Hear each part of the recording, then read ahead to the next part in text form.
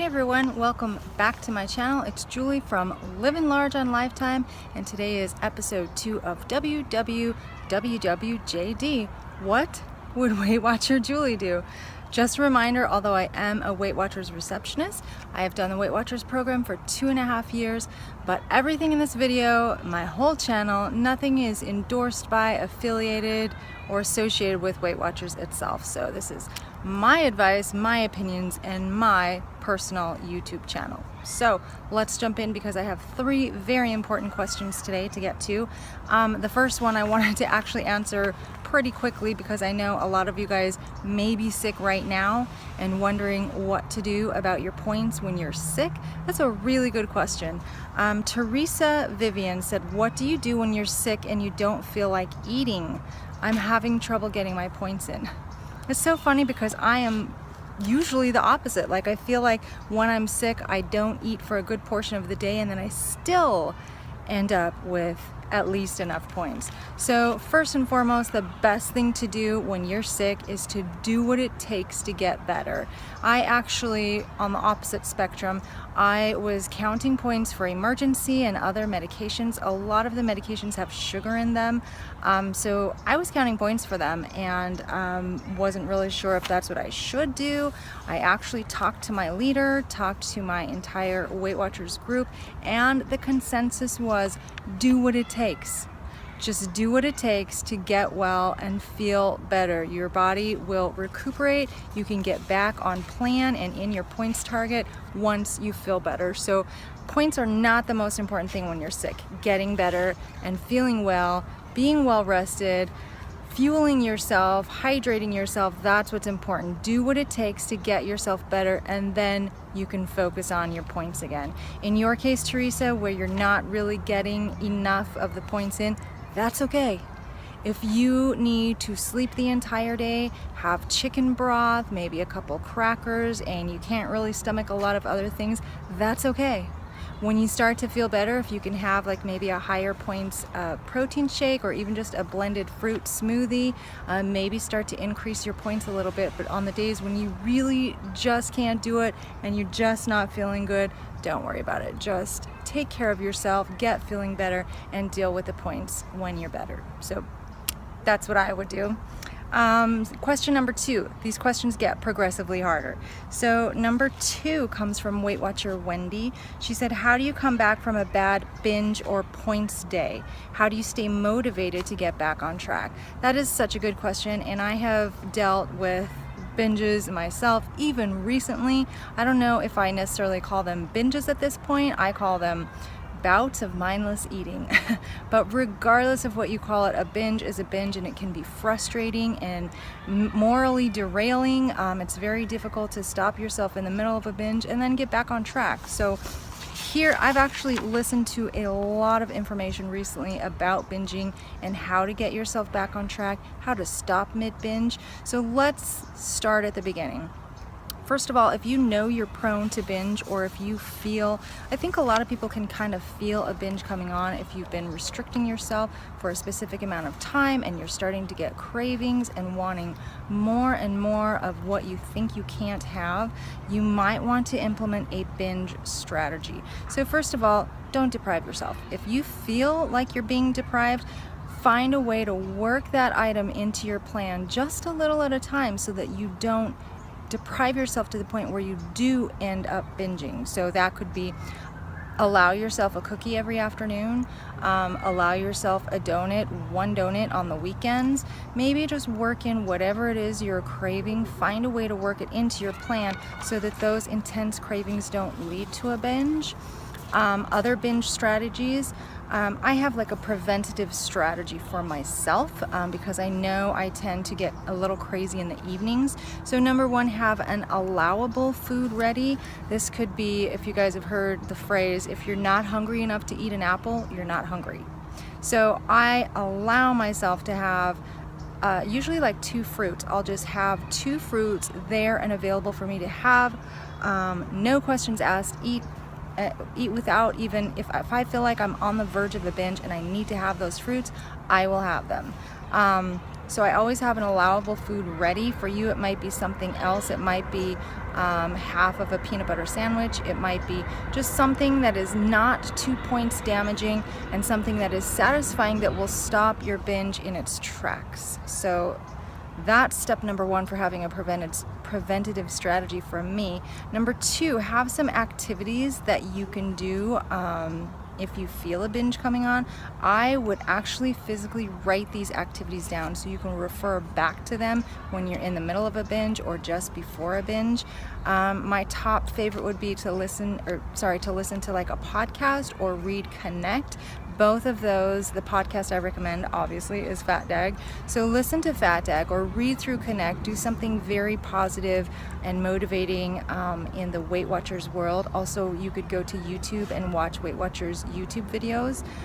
Also have a list of activities like reading, do some crocheting, go for a walk, take a bubble bath, call a friend, send out 5 emails.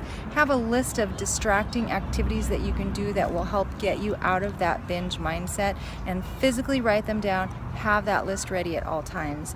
And then number 3, an idea I had recently is to set alarms for yourself. So the big thing in the middle of a binge or even pre-binge is you want to distract yourself from these thoughts. So set some alarms. If you know you're prone to binging in the evening, set an alarm at 7 o'clock to check Connect.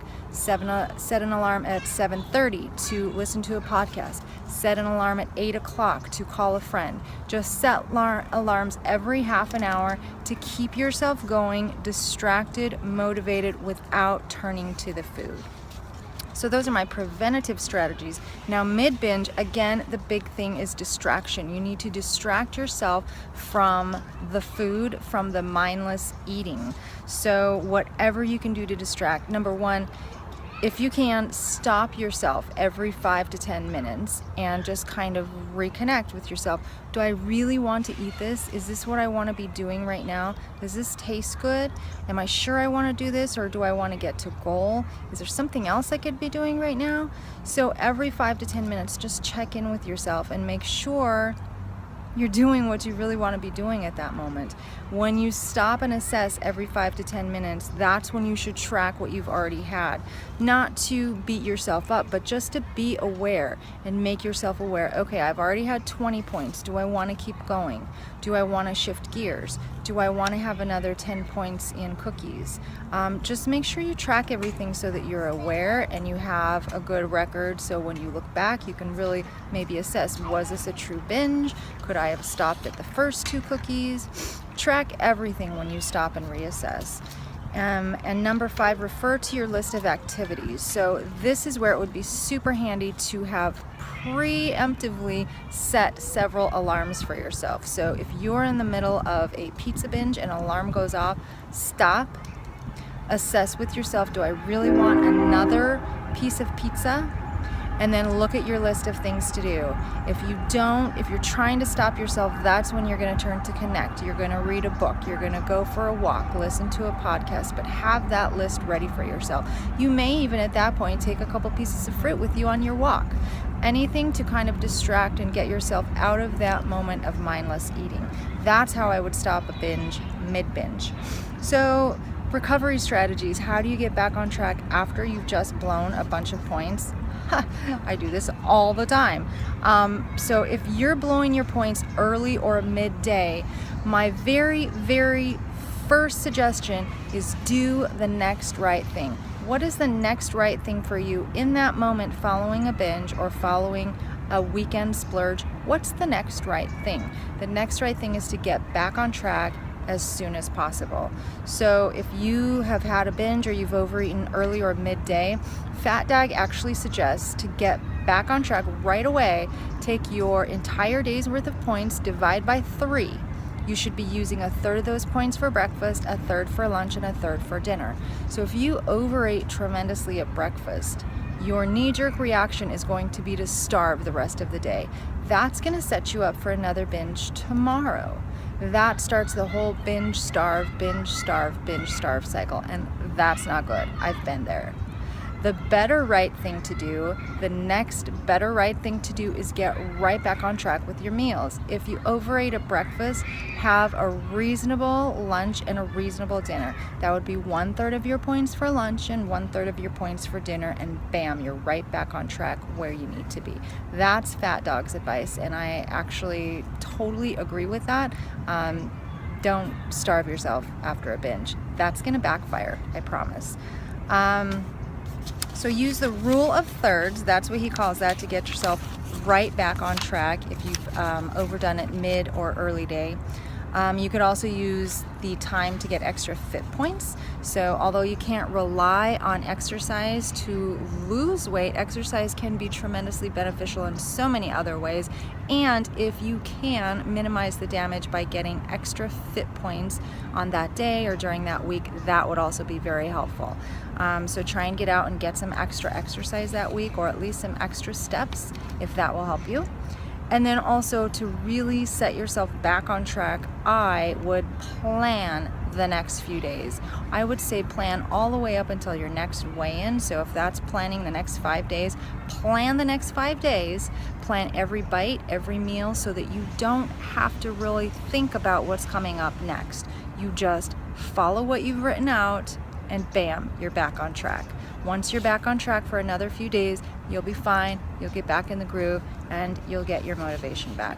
And also just realize that, I don't want to say binging is part of the plan, but being off track is gonna happen to everybody. So that is part of the plan. It's how you react to being off track and how you get yourself back on program that's going to be important here. So definitely staying with the program, getting back on track, is easier than quitting and having to restart several weeks or several months later at a higher weight. So just get yourself back on track, slip right back into the groove, do the next right thing. And then also remember how far you've come. I mean, most of us are not newbies here. We've already lost a good deal of weight, 5, 10, 15, 20 pounds. Remember how far you've come already. You can do that again. You know what to do. You don't want to throw in the towel completely and gain all that weight back, and you're probably not going to do that. So don't even go there. Just get right back on track. Remember how far you've come and start to visualize yourself at your goal weight, and you will get there. That's my advice on binging. I've been there, guys. I have been there. So I hope that answered your question or helps, Weight Watcher Wendy. The last question is probably the most difficult, but I definitely wanted to hit this question today. So Debra asks, with Thanksgiving and Christmas coming soon, any hints and tips to deal with family stress? Family will be arriving soon to join us for the holiday. This is a big one, you guys. I know a lot of people turn to food when they are stressed at the holidays, and family stress is probably the #1 cause. I think I'm probably really pretty lucky in that we don't have a lot of family stress. Holidays for me, and the family part of getting together for the holidays, is always just so much fun. I have the most fun family. Unfortunately, we don't get together very often because everybody lives in different parts of the country, so we don't get together very often, and that's unfortunate, but I understand a lot of you guys have your family obligations to get together, and it's not the most comfortable time. A lot of people have a lot of toxic relatives, and I understand that too, so it can be very difficult to deal with that and have all kinds of food sitting around staring you in the face. So here's what I would do. I actually did a little bit of research on this one because I know this is just it's a big thing for a lot of you guys. So first of all, for family stress, I would, #1, make a plan. I'm a planner, but really you don't want to go into a situation not having any kind of strategy.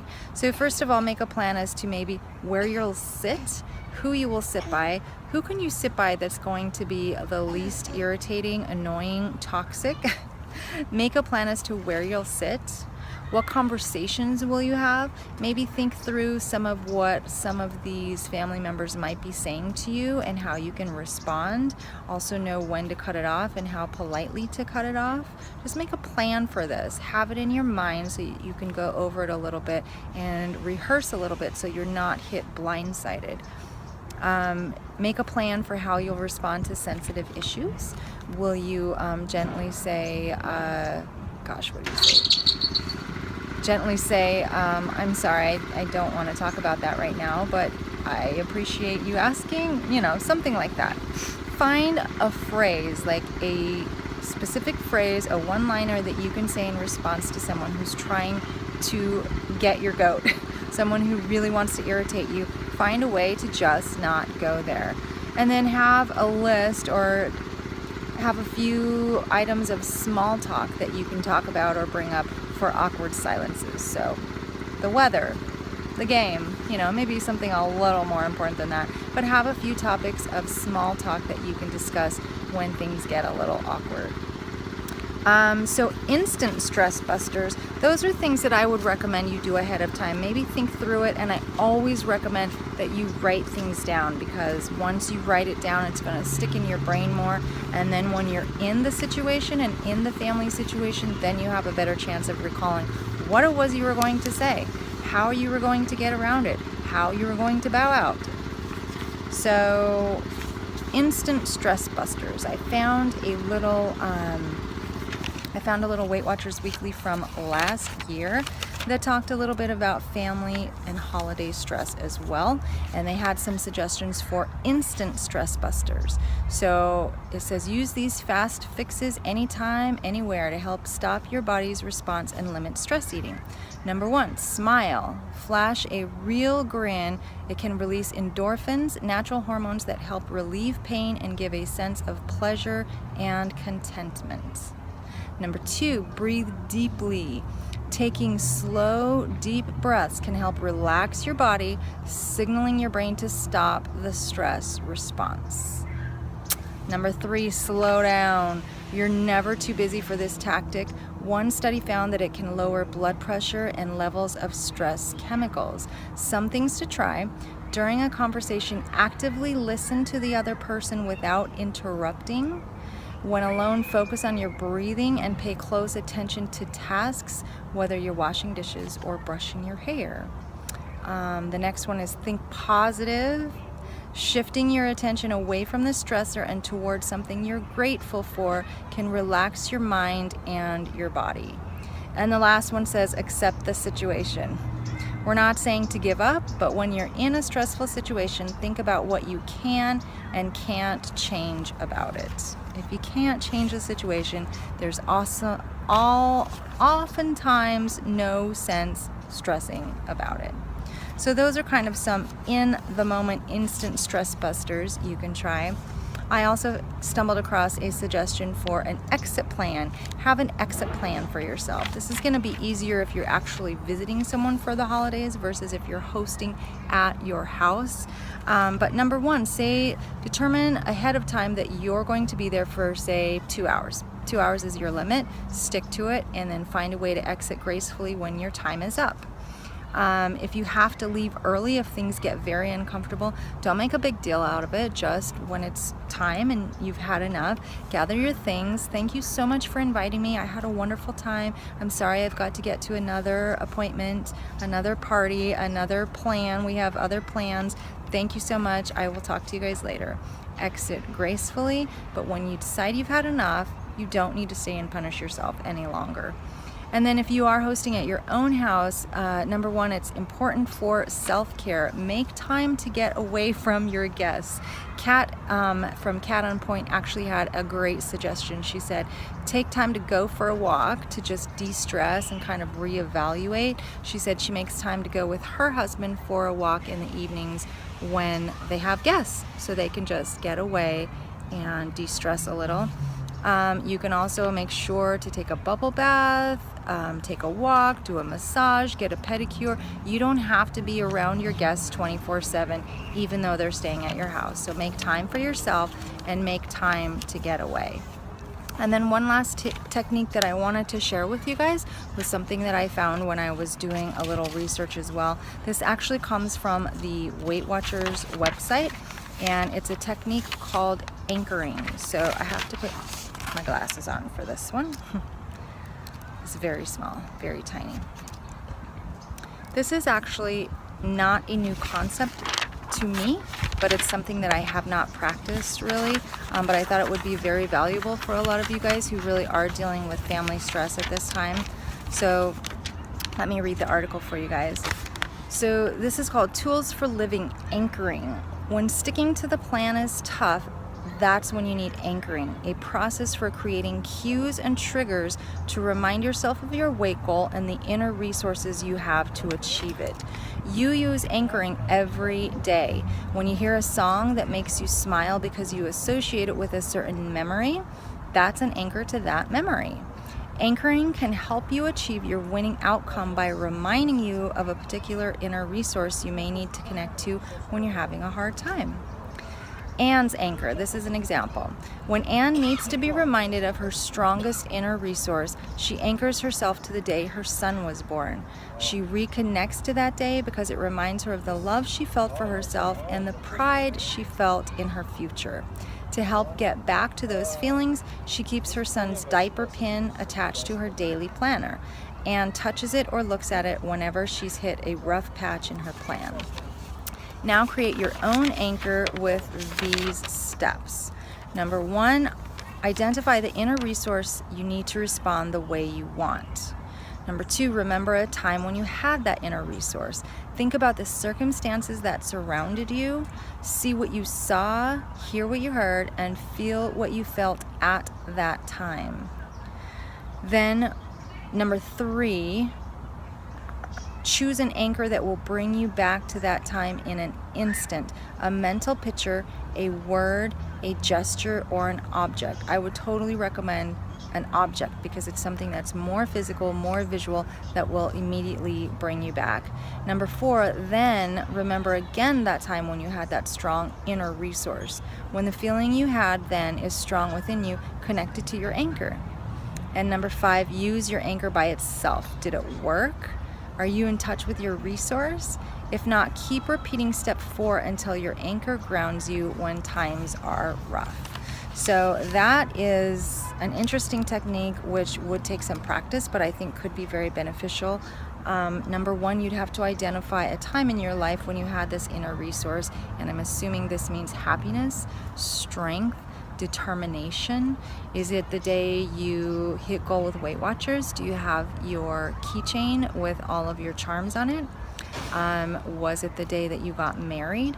Is there a memento from that day that you can hang on to and hold when you need to be reminded of your happiness of that day?